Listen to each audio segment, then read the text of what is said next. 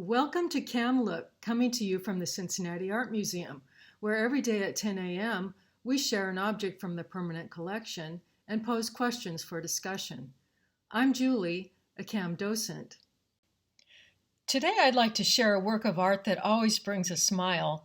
When I introduce school children to Powel Crosley Jr., they are fascinated, amused, and definitely full of questions.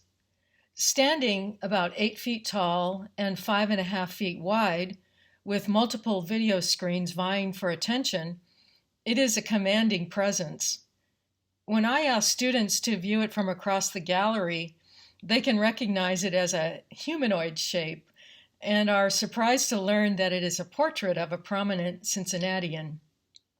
We get to talking about what is portraiture, what is sculpture, and that yes, art can be made from discarded objects from Grandma's attic.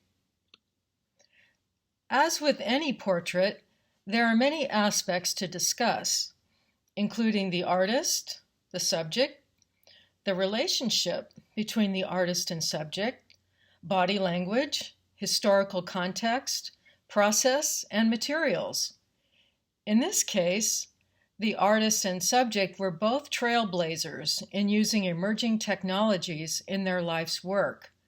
The artist, June Paik, was one of the first artists in the early 60s to use video displays in his art.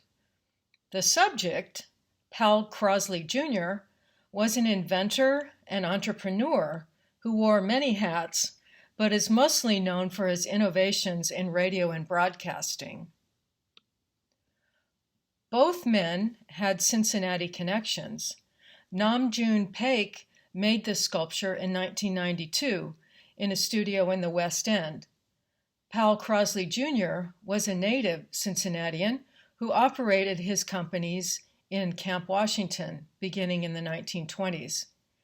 In those days, radio programs were performed and broadcast live from studios, including serial programs with advertising by Procter & Gamble, thus the term soap opera. Additionally, among other things, Crosley made automobiles, military hardware, and the first refrigerator that had shelves in the door, called the Shelvador. At one point, Crosley had the most powerful AM radio station in the world, which was used by the Voice of America. Built kind of like you'd build a snowman, but more complicated, the sculpture is made of vintage Crosley products. His head is a Crosley Buddy Boy radio circa 1931, with headphones for his bouffant and a brow made from a Crosley product nameplate.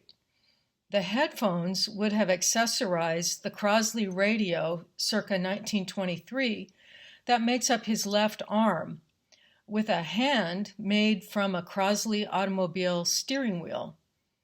The body is made of various Crosley televisions in mahogany wood cabinets circa late 1940s, which play silent video clips from pop culture and a Crosley documentary.